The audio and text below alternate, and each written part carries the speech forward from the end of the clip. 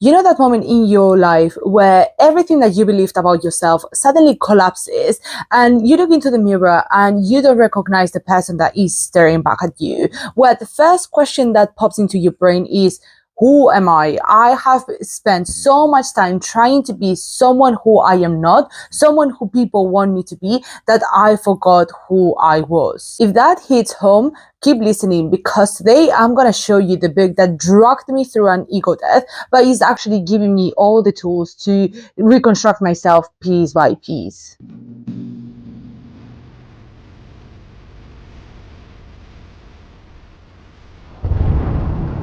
Hello, my gorgeous viewers and readers. I hope your weekend was filled with cold, rainy nights, cozy blankets, and wild inner conversations with your shadow self. As the end of the year approaches and the cold finally settles in, I can't help myself but introspect in my past year.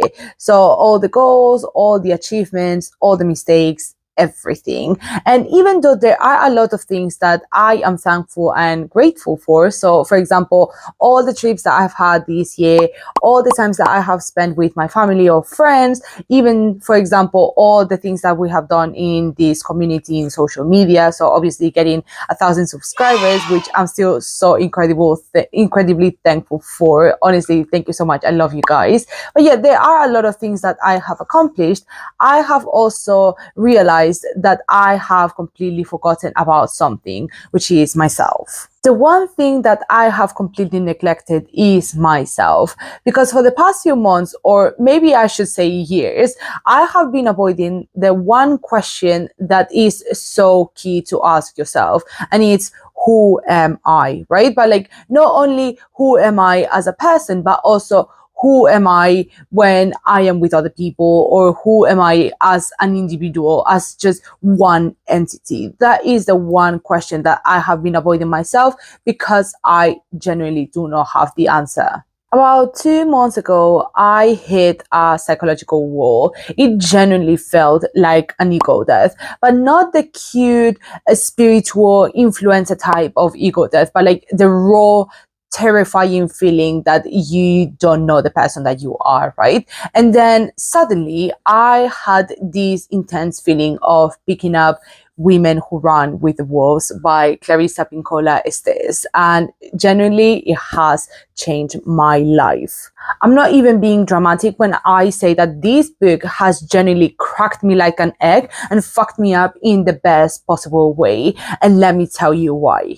For those who haven't read the book, Women Who Run with the Wolves by Clarissa Pinkola Estes is a book, or is a psychological and spiritual essay that guides the reader through the journey of discovery of oneself, right? Where it creates a path for the reader to actually become the best version of themselves, but also a version that it feels more authentic and that feels more like themselves. More specifically, this book creates a path where women can live authentically regardless of culture and social expectations. It actually creates a path for women to be or become their own wild woman. I'm gonna be fully transparent with you guys. I haven't finished the book yet, but I had this sense and this urge to talk about it, not only with you guys, but to just put it on the internet, because this book has genuinely become so important for me. So I want to know you guys' opinion.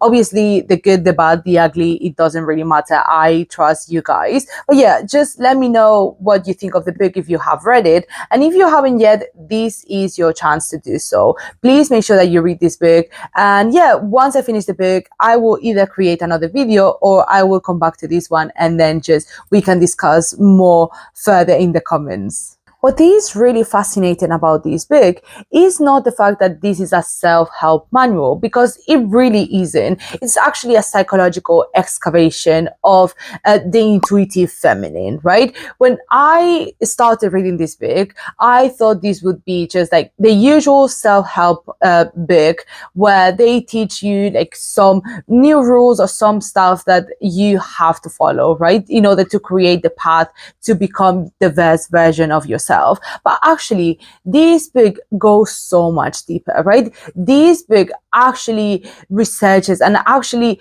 goes deep into the instinctual, intuitive feminine, the one that all women have within us, right? And the one that our grandmothers or our mothers actually try to teach us, and the one thing that connects us all together as women. This one thing that is like has been starved, silenced, and unconscious within us for generations. What is also really fascinating is the fact that Estes actually uses psychology within this book, right? She focuses a lot of her work in Jungian psychology. And for those who don't know, Carl Jung is one of the forefathers of psychoanalysis, right? But what is very special about him is the fact that he focused a lot of his work in the unconscious, right? And he was of the idea that within all our unconsciousness, there are some archetypes which are like really, really defined patterns that are actually part of a collective, right? Let me explain further. Carl Jung mentioned that there are multiple archetypes within us, within our unconscious, and depending on the situation or depending on our personality, but also the way we grew up and our environment, these patterns express themselves differently, but everyone has the same patterns, right? And what is interesting about this book is the fact that Estes actually mentions the same thing, but there is one archetype that Jung doesn't mention that Estes actually focuses all her attention in, which is the pattern or the archetype of the wild woman, which is this kind of like divine feminine that is within all women, but that has actually been silenced, right? The wild woman or the archetype is actually like a symbolic form that is like very deep within us, and that we actually have to go deep into our shadow work and go deep into ourselves in order to find her, in order to actually find the wild woman within us. Now, if you have seen any of my other videos, you are probably thinking, what the fuck are you on about, right? Because this doesn't sound like me at all. And honestly, I would agree, because these kind of books are not something that I usually read.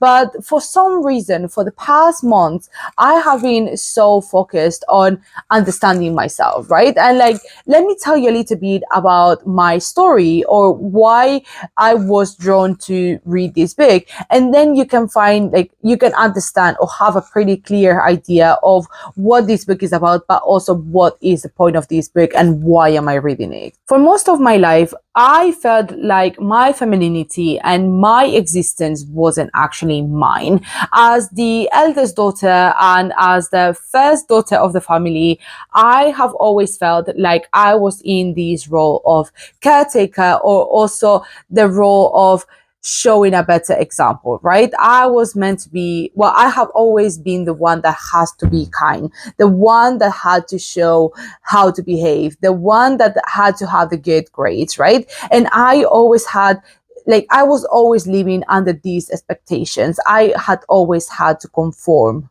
And honestly, I learned to be quiet. I learned to behave. I learned to not ask questions and also not to communicate when something actually hurt me, right? I was meant to just be this wall and just be this puppet that people can mold, right? And at the end of the day, I saw myself as little snippets of what people desired, right? I was the sporty one. I was the one that had good grades. I was the friend that is always the butt of the joke, right? Or the one that you can always count on when you have some issues or when you are just basically like spiraling, right? I was always the one thing that you, like, that someone wanted me to be, right? I was never myself. I was just something else, or like someone's daughter, someone's friend, someone's, I don't know, someone's enemy. I was always the someone else's. But I was never allowed to be whole, right? I was never allowed to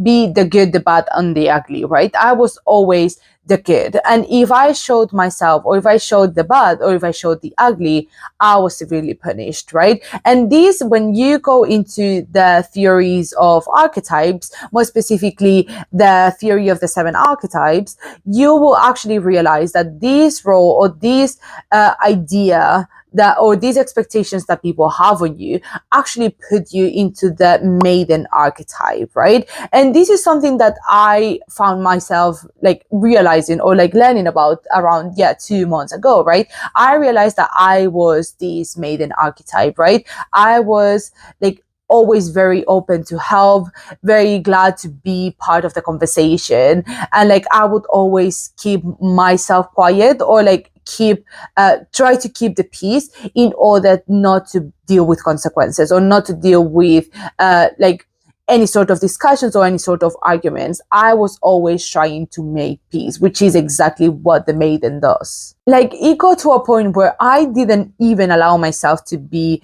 bad or to be ugly, right? I always had to be good, or I always had to be perfect. I always had to look the best, always be the best. And I can never like allow myself to even experience the bad, right? I always had to behave. I always had to stay quiet, and just to keep things inside myself, because I could not even like gather the fact, or I couldn't even fathom the fact that I could be, or I could look bad or ugly in front of someone else, or even in front of myself. And this is why the TikTok trend of the divine feminine actually makes me so uneasy, right? Because it claims to empower women, or to bring women into their soft feminine side, but actually what it does is just makes you stay quiet. It just makes you perform these cultural expectations that people have on you, or perform gender roles, and actually takes away your control, takes away the possibility of you being like ugly and you being bad, because you're always performing this sort of perfection that society and patriarchy wants you to be. Like, it demands for you to be soft, to be submissive, to be dependent, to be passive, to be catering to people, right? Like, you are catering to other men, you are catering to your family, you're also being usually financially dependent, right? Like, you are nothing but a shadow of yourself, right? And this is why I think it's just repackaged misogyny, because it's actually telling you to control yourself, to be good, to be perfect, in order for you to be desired, in order for you to be loved and to be accepted. Because the only thing that you will be is accepted for being the role of mother, for being the role of wife, but you're not accepted for yourself, right? Because you're not allowed to be ugly, you're not allowed to be imperfect, and you're also not allowed to bring your shadow within you. Like, this femininity, or this divine feminine, is presented as silk and petals, right? But it actually isolates women from being the true version of their own femininity, right? And it actually isolates you from the instinctive femininity that this book talks about, right? Because you are not allowed to be complex. You are only unidimensional, right? You can't be like wrathful, or you can't be creative, intuitive, or passionate, or sexual. You only are presented as this Madonna complex, right? You are only the Madonna, you're the mother. You can't be the whore at the same time. You have to pick one of them, right? But this is not what women who run with the wolves tell you, right? You can be everything all at once. And this is exactly what the wild woman is, right? She is not the TikTok divine feminine version of femininity, right? She is not something static or something prettified that can be used, or can be also like can be only seen but not touched, right?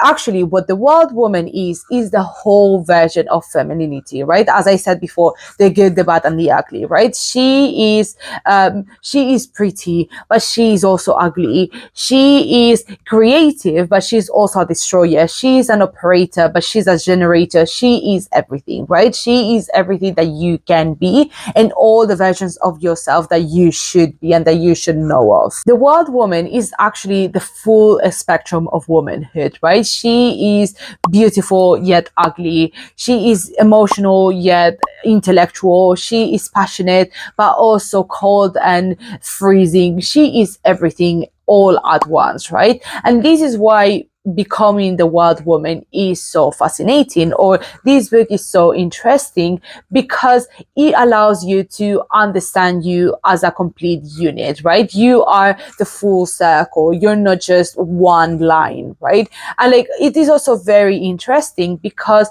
the book also brings a lot of like intersectional femininity, right? When I talk about this, it's I see how much she or Estes connects the wild woman with the like wise crone, for example, that we have in paganism, right? Or that we have in witchcraft.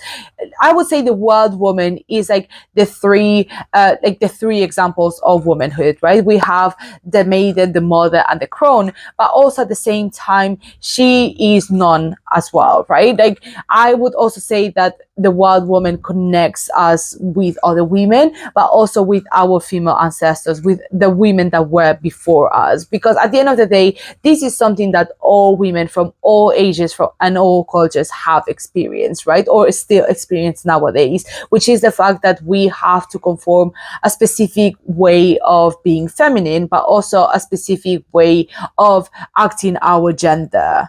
And this is why I think that the TikTok divine femininity is such bullshit, right? Because what I find in this book is the fact that this allows you, like, this path actually allows you to connect with others, right? It allows you to be yourself and to be the person that you want to be this wild woman. But also at the same time, it allows you to discover other wild women, right? Not only to have more meaningful connections with other women and also help them learn this path and for them to become wild women, but also it allows you to have truer experiences and truer connections with others, right? For example, with men or people who are not in the binary gender spectrum, right? It allows you to actually connect and meaningfully connect with other people because you are yourself. You have become your own wild woman. So therefore, you are able to confidently be yourself and to confidently walk around the world and be able to be yourself and be comfortable in your own skin, which is not something that I see in the divine femininity, right? Because all the women that I have seen on TikTok or that I have seen in any sort of social media platforms, I always see them that they try so hard to convince other people that they are secure and that they are having the time of their lives and that this is the life that they are meant to present and the life that they are meant to be, that the only thing that I see is the insecurity behind this mask, this wall, right? Like, I see this wall of happiness, but actually what I see is the cracks. I see the insecurity, right? I see the desire to have the approval from others, but more specifically to have the approval from men and their husbands. And this is why I'm saying that this book has actually changed my life, even though I haven't finished it yet, right? Because this book is actually allowing me to see the wall, to see all these things that have not allowed me to be myself, right? And now I'm working through the cracks in order to set myself free. And this is why I'm saying that the TikTok divine feminine gurus actually have no idea what they are talking about, because if they actually learned about their own wild woman, right, they will understand that what they are doing is performing. They are showing this fake femininity to the world, right? They are not actually allowing themselves to be truly feminine and to be truly confident within themselves, because they are still presenting this sort of cultural expectation of femininity or gender stereotypes that society has taught them. I know that I sound very mystical and spiritual, maybe a little bit woo-woo today, but I don't know. I just felt compelled to read the book and to talk about it, because even though I focus on behavioral psychology or cognitive psychology, sometimes everyone needs a little bit of mysticism, right? Everyone needs to talk a little bit about spirituality, but also integrate this sort of divine that is not very common in psychology, or at least in science. Well, I would say in psychology, apart from psychoanalysis, because psychoanalysis is very woo-woo. But yeah, in general, I would say psychology focuses a lot on facts and research. And sometimes you just need a little bit of mythology, right? You just need a little bit of spirituality and mysticism in order to actually gather all the thoughts that psychology brings. And yeah, as a quick conclusion about the book, this book feels like you're not learning, you're remembering, right? And also you're connected with the deepest, darkest parts of your existence and your own femininity that you weren't allowed to touch beforehand, or that you didn't even think existed in the first place, right? This is why I think this book is so interesting, because in psychology, we don't really see like the connection within the darkest parts of ourselves, right? We only see the things that we have to improve or the things that we have to change, rather than just seeing these parts, accepting them, and make them ours. Because once you make them yours, you actually are able to control them, but also you're able to get to know yourself better, which is not something that I see very usually in psychology. This book, even though I haven't finished it yet, has allowed me to not only learn more about myself, but also to become something that I never thought was possible, right? I always thought that I was small snippets of other people's perception of me, but actually what I am is whole. I am uncovered, I am unfiltered, and I am everything of all these parts, but also much more. That's all for today, guys. Thank you so much for watching. I hope you liked this video. And if you haven't read The Women Who Run with the Wolves, actually, this is your sign for you to read it. And if you have read it, I want to know what parts you liked or what parts you disliked, and what parts actually made you think, oh my God, this is insane. Like, I can't believe that this is happening. Or like, what are the connections that you made with your own personal life when you read this book? Let me know in the comments, or you can also let me know on social media. I would love to have a conversation with you guys as well. And you can follow me. I post there every day, so you can see much more content as well. But yeah, that's all for today, guys. Thank you so much for watching. I hope you have a great rest of your week, and I will see you soon. Bye, guys.